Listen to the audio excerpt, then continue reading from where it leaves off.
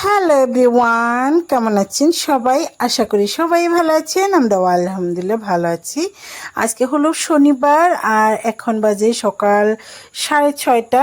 তো আমি ঘুম থেকে উঠে ডাইরেক্ট মেয়েকেও স্কুলে পাঠিয়ে দিতে হবে, তো ওকেও খাওয়িয়ে তারপরে স্কুলে পাঠিয়ে দিলাম। রাতের খিচুড়ি ছিল, কারণ কালকের ভিডিওতে হয়তো বা দেখতেই পেয়েছেন। তো আমি খিচুড়ি আর মাংস রান্না করেছিলাম, তো সেই খিচুড়িগুলোই রয়ে গিয়েছিল। সকালবেলা ওগুলোই গরম করে তারপরে মেয়েকে খাওয়িয়ে স্কুলে দিয়ে পাঠিয়েছি। আর আমি সকাল সকালে এখানে সুজি আর ময়দা দিয়ে তেলের পিঠা করছি, কারণ আজকে একটু স্পেশাল। কারণ আমার বোন আসবে হাজব্যান্ড নিয়ে, আর এবার আমাদের বাড়িতে ফার্স্ট টাইম আসছে। তো ওদের আসার উপলক্ষে একটু স্পেশাল রান্নাবান্না হবে আজকে। ওই জন্য সকাল সকাল উঠেই কাজে লেগে পড়েছি। আর এই তো তেলের পিঠাগুলো আমি আগেই ভেজে নিচ্ছি।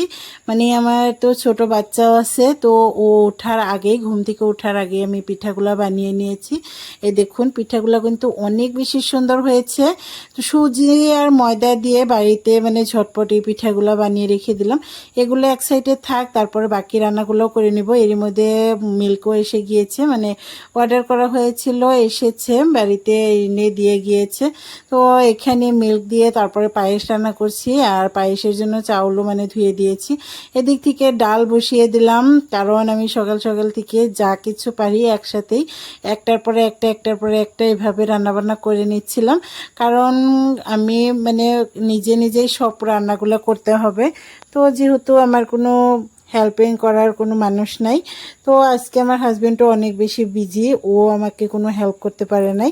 তো তারপরেও আমি যা কিছু পারি একা একাই খুব তাড়াতাড়ি করে করে তারপরে কাজগুলো সামলিয়ে নিচ্ছিলাম। আমার হাজব্যান্ড শেষ পর্যায়ে এসে কিছু একটু হেল্প করেছে, রান্না কাজে হেল্প না করলেও ও ঘর গোছানো কাজে একটু হেল্প করেছিল।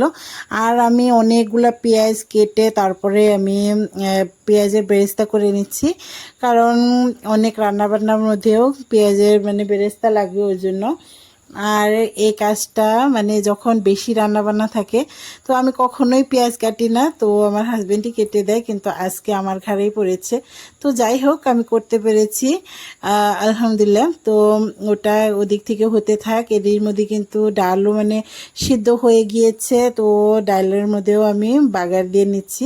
এখানে শুকনো মরিচ, তারপরে জিরা, তারপরে পাঁচফোড়ন, তো সব কিছু দিয়ে একটু ভেজে নিচ্ছি।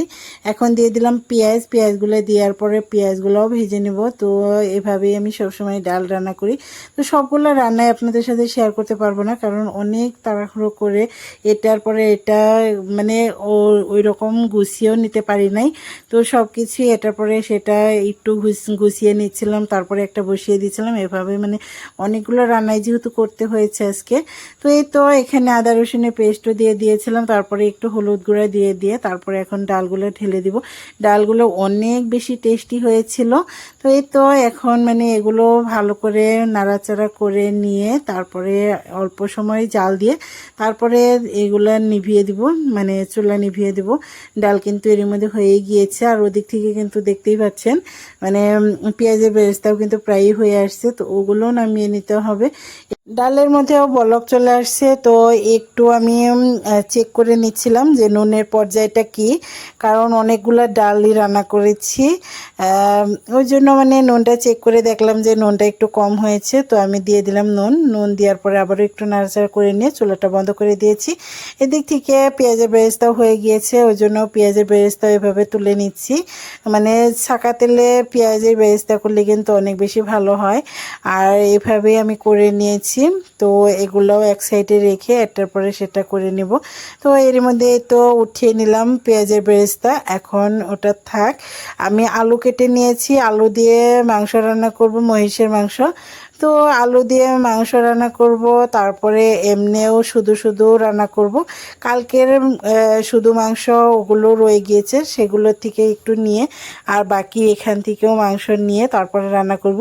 আজকের মাংসের মধ্যে কিছুক্ষণ কষিয়ে যখন পানিটা উঠে গিয়েছে মাংস থেকে, তখনই কিন্তু আমি ঢাকনা দিয়ে একদমই মুখটা বন্ধ করে দিয়েছিলাম প্রেসার কুকারে। এভাবে কষানো হয়েছে, মাংসটাও নরম হয়েছে, আর মশলা কষানো হয়েছিল। এভাবে কিন্তু ভালোই হয়েছিল তরকারিটা। তো এভাবেই রান্না করে দেখলাম খুবই মানে তাড়াতাড়িও হয়ে যায় আর খেতেও ভালোই লাগে। এদিক থেকে আলুগুলো ভেজে নিচ্ছি, আলুগুলো দিয়ে তারপরে রান্না করে নেব। এই দেখুন আলুগুলো তুলে তারপরে আমি কিন্তু মাংস দিয়ে এর মধ্যে বসিয়েও দিয়েছি। তো সেগুলো মানে আর দেখানো হয় না। এদিক থেকে লোকাল মুরগি, তো দেশি মুরগি এগুলো কেটে বেছে নিয়ে আসছিল আমার হাজব্যান্ড, তো সেগুলো উঠিয়ে দিয়েছি। আর কোনো রান্নাবান্নায় দেখাতে পারি না। এই দেখুন সবগুলো রান্নাই কিন্তু কমপ্লিট। ভাত হয়ে গিয়েছে, এগুলো হলো দেশি চিকেন, পায়েস, তারপরে পোলাও, এই ডিম সিদ্ধ করে নিয়েছি, পিঠা, তারপরে এই তো মাংস, ডাল আর আলু দিয়ে মাংস। তো দিক থেকে সালাডও কেটে নিয়েছি। তো সব কিছুই কিন্তু রেডি।